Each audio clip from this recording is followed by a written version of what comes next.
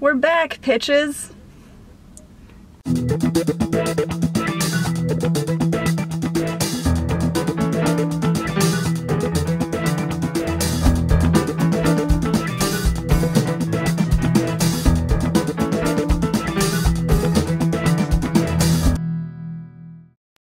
Welcome to So Awkward. I'm Jester. I'm Don. And we just saw Pitch Perfect 2. We did. I'm so sorry. Why? Because it was probably awful for you. It was a mixed bag. It was a mixed bag. I was entertained. You laughed a couple times. I laughed a lot, but it was a terrible movie. I don't believe you ever laughed at Fat Amy, though. I was very aware of you not laughing at her. Because she wasn't funny. God, I laughed every time she talked. I didn't... Rebel Wilson. Rebel Wilson. She was not what I would call a gifted performer. I thought she was terrible. I just didn't... I thought, oh, that's not a real actress. That's the director's daughter or something. I don't know. What do you think of Elizabeth Banks? As a director or as an actress? Either. I think as an actress, I think Elizabeth Banks is very funny and likable. She's a good actress. I don't know if she's a good director. I would say this movie, I'd give an A+ to all the performers. Even Rebel Wilson, I mean, she gave it her all. I would give like a D to the writing and direction. And at the end when it said directed by Elizabeth Banks, I was like, oh, there you go. I would assume this is probably her directorial debut. Or maybe, because she's not known as a director, to my knowledge. No, I don't believe so. So as if she's just, as a starting out, I think she did a serviceable job. Like the script needed a punch up. And just, the direction was just kind of flat. I think everybody was in the first movie except for this new girl that was just entering college. The Legacy. The Legacy. What was her name? Haley Steinfeld or something like that. Okay. Who was in, I think she hit it big with that movie True Grit.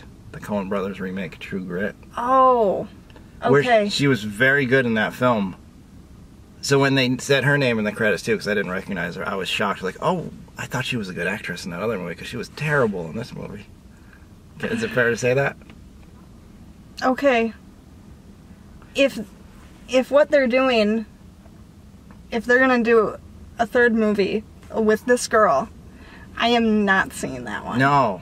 The girl who wrote and sang the song about how her love is a flashlight. Her love is a flashlight. I thought that was awful. I thought that was terrible.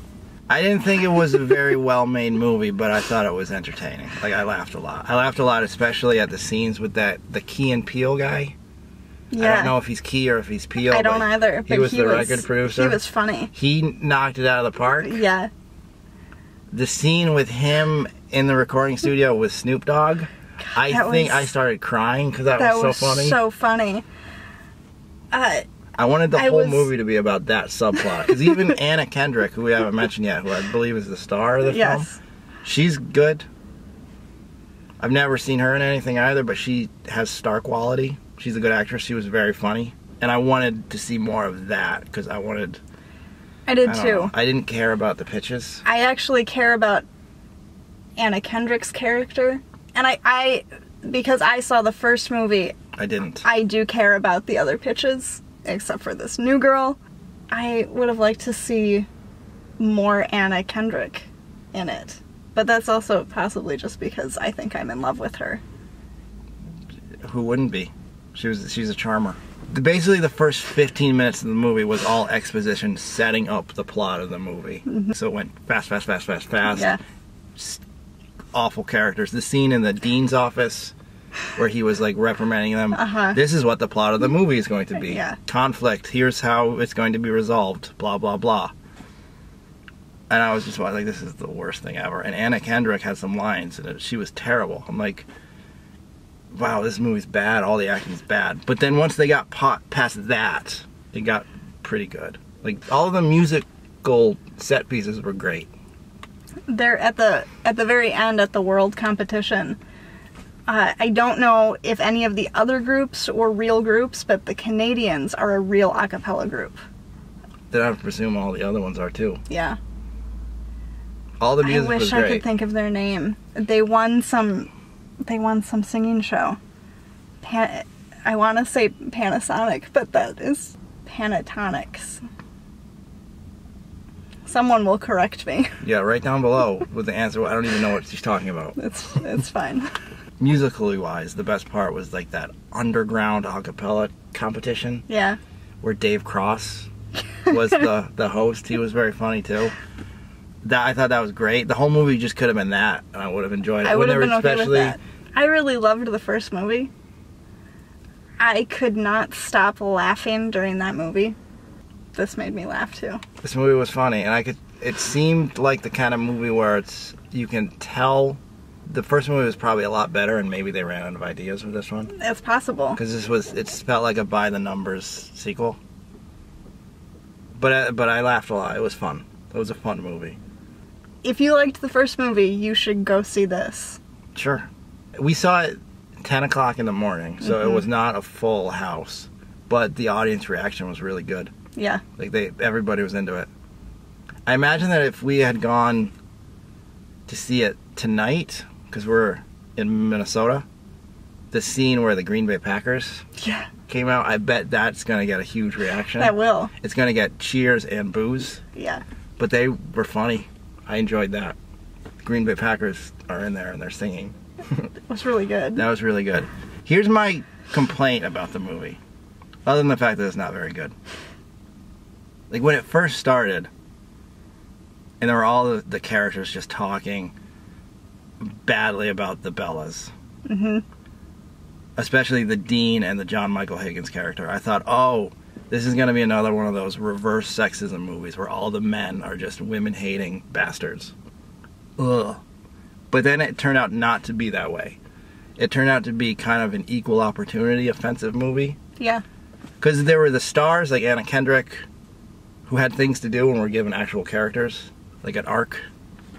But every supporting character was just some awful stereotype, right? Yeah. Like the lesbian, every line she has is about how she's a lesbian. Yeah. The Hispanic Latina girl, every line is about how she's Latina and how she's life in South America is horrible. That was offensive.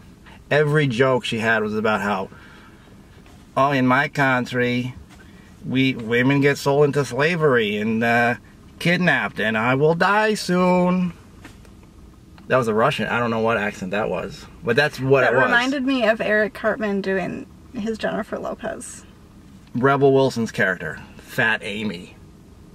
Every scene is not necessarily about how she's fat, but there's a lot of that, but about how she's just gross. So I would say 99% of the time this movie went for the cheap, easy, offensive joke, which is unfortunate because that 1% of the time this movie was great. And I think it could have been better if they had tried a little harder. I don't think I'm being unfair to the movie. You're not being unfair. I thought it was just riddled with offensive stereotypes. But all my criticisms aside, I'm not the intended audience for this movie. The intended audience for this movie is going to be teenage girls, and they're going to love it. They're going to love it. I wish, I mean, there's something in there maybe about empowerment and following your dreams and believing in yourself, but ultimately it's really not. I don't think there's any real moral to this movie. I don't think so. But I think it's not the nicest depiction of humanity. But not every movie has to be. I don't know if I've ever mentioned this, but in college I used to date a girl who was in an a cappella group, the Reverend's Rebels.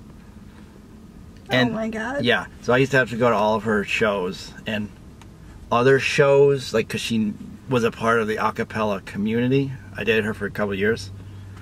And from what I can tell of this movie, it's a pretty accurate depiction of my memory of a cappella groups, which is to say they're obnoxious.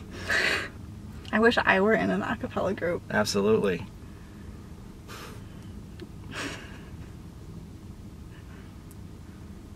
I think I'm done.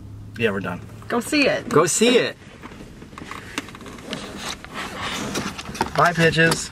He had a Mad Max poster. Sorry. This guy? That guy. Who then looked back at us realizing there was a camera. What are they doing?